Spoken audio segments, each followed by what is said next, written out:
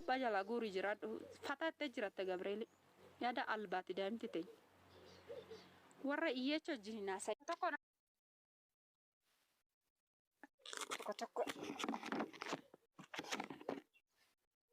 viidiyoo baatoo na taasaa keetii dhugaa keetii ani achiin jira bee achi jirta afaan osoo uf ati micoo haasaa egaan dubbatte tu sooree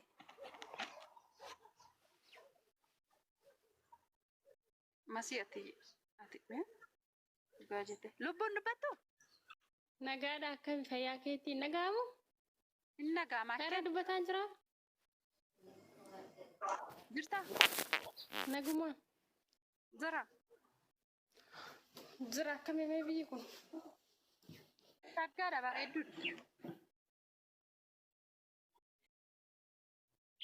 garamete ani turkiin akkana si hojjetu nuufinoo cinqatii taane ni turkii dhabnee too gara biyya gadi beetan bee lubbuu mana keessatti hin hojjetu gibbii keessa gadambaa mana keessatti hin hojjetu kiyyumtillee mana kushinaatti faa hojjeta dhugaa waaqa eessaatti kan jirtu shawaadha chaarnaan fakkaate garuu shawaa hamboo gizee meeqa isinitti man okay ishi gara hamboo jira jechuudha faanii turkii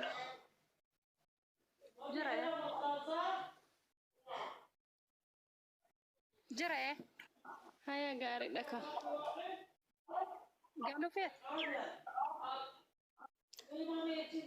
nuyi kinoon irraa cufanii maatii karaa dubbisnu dhabne jettu salaale hewaa kaabaa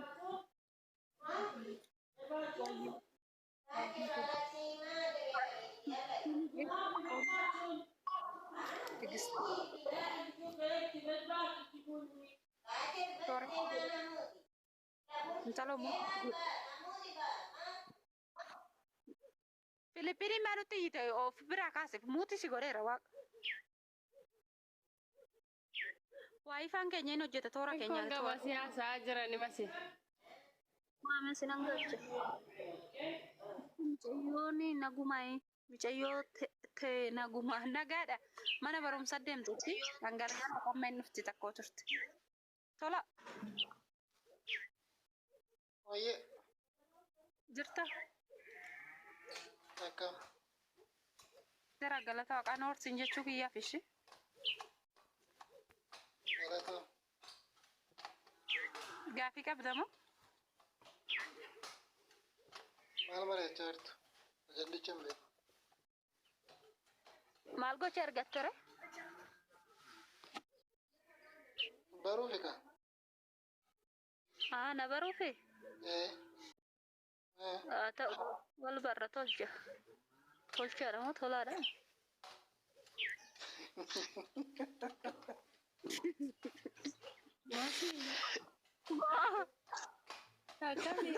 Itoophiyaan jiran hin jeen. Gabrali biyyan jira qoon ijoolleen maal taate? Yesus. Ayyoo. Baga nagaan godhachuu qabu ji'a lama ta'e qoon ji'a lama kan deema tolcha tola sun bu'e. Si argeen beeku qoon si argeen beeku online irratti qoon nama si barbaada silee jecha dhimdoon duraan hin baddu online irra hin jaadhu gaawwaadha. Biyyan galak akkam nagaa. Baga nagumaan galtee miti baga nagaan galte baga nagaan galte geessiti. Ameen ameen. Akkamme maatiin naguma nagaadha. Dhugaa waan sirraa bareede dhugaa baga galte. Daalachoofte gurraachoofte dhaan nagaram warumti ruuzii nyaattu tuni waziin qabdan ikko minaan Itoophiyaa wazii qaba nama waziin qaba gurraachoof. Beetta beetee. Nagaan sinii haa ta'u masi nagaa keeti. Akkam gaaddisa Jirta. Jirra akkam beeti. Nagaadha galata waaqa akkimiti. Jirra dhugaa yeroo hunda sin daawwadha sin dinqisiifadha natti tolta baay'ee si jaalladha shee. Ameen ameen hundi kechanuu nama akkasii sinaa godhu gaajoo. Ameen.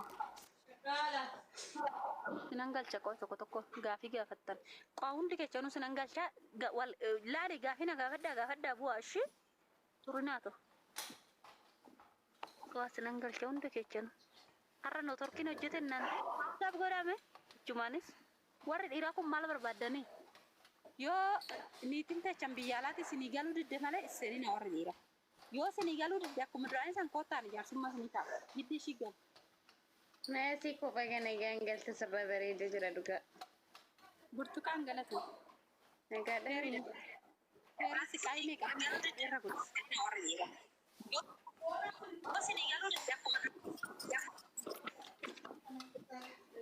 Jireenyi biyyaa kun akkamitti deemasi? Bareeda dhugaa qaamti naaf asumamee nagaru. Ofitti nama waamti miti? Jechuun giddii caccakkatuu jiraatudha malee yaa'u shaaworuma biyya alaa sanachi keessa galgala ganama akkasitti inni qaddaa akka gaazidhaan hojjedha. Kaanuma filannoon keessa malee waan biraman. Naaraatti jabduudha dhugaa waaqayyoo Gaalotuun ta'in bakka kaanii yaadachuun dirqama waan ta'eef garuma jabaadnee galuun wayya. Hollaa taana bura wajjin dhugna anis hamboottan yaada. Masi nageenya waaqayyo si baay'ee akkam jirta lubbu baay'ee turuufini ifama boloota bo Akkam nagaadha. jirta masi Jira lubbu. nagaa kooti galata waaqayyo baga kan galte Ameen ameen ameen. baga waaqayyo nagaa si galche dhugaa waaqa warra keetitti maatii keetitti mucayyoo ta'e bareedduu ta'e sanitti baga waaqayyo nagaa si galche rabbi baay'ee dasreedi waaqa. Hai hai Amen. masih akkam Baay'ee nama jabduudha nama kabajamtuudha. jirta Akkam dubbii. jirra baga nagaan galte intala biyya keenya Ameen ameen ameen. wallee bennu garuu toruma tokkoki kan isin beeka garuu ishii Ishi shawaati yemmuu gaaffii wayii masii gaafadhee haasofta waan ta'eef gadiin bu'eetu dhaggeeffadha hojiin qaba waan ta'eef niitiin na birarti. hayyee akka Masiyyee ani gaaffiinis gaafachuu barbaadu warra biyya Dubaay kana nan dhufanaan jette natti fakkaate gaafa tokko dhaggeeffadhee ture laayifii kee jalatti. Qaatame jammare. Warra afaan beeku moo warra afaan hin beekne? Ammaaf garuu warruma afaan beeku ofaa irraa warra afaan hin beeknes fudhatan gaafa otoo isaanii.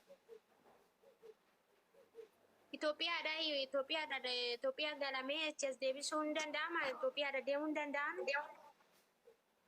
Akkasumatti an arge dhugaa ijoollee Beeruut irraa dhufte nama lamaan arge dhiyoo kan. Lakki Beeruut irraa odoo hin ta'e Itoophiyaa keessa galanii achi deebi'u. Mirga qabdi.